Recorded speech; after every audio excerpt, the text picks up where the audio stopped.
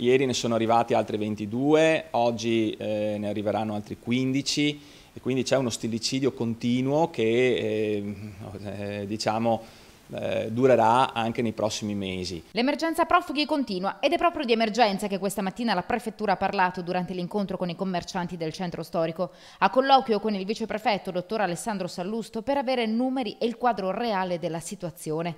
Ma il confronto di oggi non ha placato le preoccupazioni dei commercianti. Se il ministro decide di inviare a Padova 20 profughi, questi 20 profughi devono essere accolti e devono essere sistemati. E di profughi ne arriveranno ancora nei prossimi giorni. Pellizzari teme che la città possa tornare ai tempi dei quartieri Bronx. Non vogliamo che a Padova si ripresenti un'altra via Anelli, o meglio tante piccole vie Anelli sparse in tutta la città. Padova è una città accogliente, dice, ma non può accettare questa invasione. Le loro proteste mirano ad arrivare a Roma. Faranno pervenire al ministro Alfano la rassegna stampa degli ultimi giorni con le nostre dimostranze e con una relazione dettagliata appunto da parte della prefettura. Intanto la raccolta firme contro i profughi proseguirà ad oltranza, mentre è attesa per il 15 di maggio la fiaccolata nelle vie del centro storico. Stiamo raccogliendo mediamente un centinaio di firme al giorno, vogliamo raggiungere quota 10.000 e poi la presenteremo alla prefettura